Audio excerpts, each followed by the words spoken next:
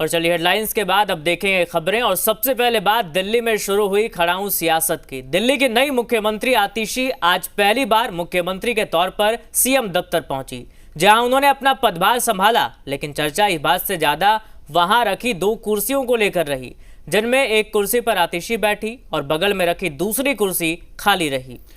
इस कुर्सी पर अरविंद केजरीवाल बैठा करते थे, जो खाली है।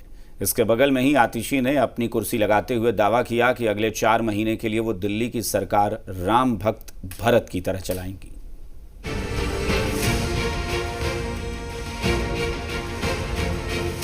आतिशी ने आज जब सीएम दफ्तर में अपना पदभार संभाला तो उस कुर्सी पर नहीं बैठी जिस पर अरविंद केजरीवाल बैठा करते थे। आतिशी ने अपनी कुर्सी केजरीवाल की कुर्सी के बगल में लगवाई और भरत की तरह दिल्ली का कामकाज संभालने की बात कही। आज मेरे मन की वही व्यथा है जो भरत जी की थी। भरत जी ने 14 साल तक भगवान श्री राम की खड़ाऊ रखकर अयोध्या का शासन संभाला। उसी तरह से आने वाले 4 महीने के लिए मैं दिल्ली सरकार चलाऊंगी। केजरीवाल ने आतिशी को दिल्ली की कमान दी तो आतिशी भी अपनी भक्ति दिखाने में पीछे नहीं रही। खुद को भरत और केजरीवाल को श्री राम बताने वाली आतिशी ने दावा किया कि राम के खड़ाऊ को सिंहासन पर रखकर वो राजकाज को 4 महीने के लिए संभालेंगी और उसके बाद अरविंद केजरीवाल ही फिर दिल्ली के सीएम बनकर उसी कुर्सी पर बैठेंगे जिस पर वो पहले बैठा करते थे। अपने आशीर्वाद के साथ, अपने भरोसे के साथ फिर से अरविंद केजरीवाल जी को मुख्यमंत्री की कुर्सी पर बैठाएंगे। तब तक ये कुर्सी इसी कमरे में रहेगी, अरविंद केजरीवाल जी का इंतजार करेगी।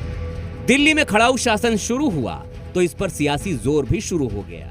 सीएम ऑफिस में 2 कुर्सियां रखने पर बीजेपी ने आम आदमी पार्टी को घेरने में देर नहीं लगाई। खड़ाऊ सीएम अगर सौरभ भारद्वाज और सोमनाथ भारती की भाषा बोले तो ये मेरे शब्द नहीं है। सीएम के रूप में डायरेक्टली फंक्शन नहीं कर पा रहे थे केजरीवाल जी, क्योंकि कोर्ट ने ऐसे बेल के कंडीशन डाले थे। तो अब एक मनमोहन सिंह टाइप यहाँ पर लागू कर दी गई है। अब अगर आज वो एक खाली कुर्सी दिखाती हैं तो आप सोचिए कितने सवाल खड़े होते हैं। इसका मतलब कि वो अपने को सार्वभौम मुख्यमंत्री नहीं मानती। वहीं खड़ाऊ शासन पर कांग्रेस भी अपने सियासी तीर चलाने में पीछे नहीं रही। वो यही बताना चाहती हैं कि वो भरत की तरह राम का इंतजार कर रही हैं, तो ये कुर्सी आने वाले चुनाव में नहीं भरी जाएगी। फिर तो 14 साल के बाद वो सोच सकती हैं कि ये कुर्सी भरी जाएगी, और 14 साल के बाद कौन जीता है तेरी जुल्फ के सर होने तक। देखिए, मुझे भारी ऑब्जेक्शन है इस बात का कि एक ऐसे व्यक्ति जो भ्रष्टाचार के मामले में जेल रहकर आया है उसको मर्यादा पुरुषोत्तम राम से कंपेयर किया जा रहा है। आतिशी जी ने स्वयं अपने आप को एक डमी मुख्यमंत्री के रूप में पेश किया है। सिर्फ आतिशी ही नहीं, केजरीवाल के कैबिनेट मंत्री भी अपनी भक्ति दिखाने में पीछे नहीं रहे। भारतीय जनता पार्टी का जो सारा मुंगरी लाल का सपना था वो चकनाचूर हो चुका है। अब उसको सवाल ही उठाना है। 5 साल तो सवाल उठाती रहेगी हर चीज में।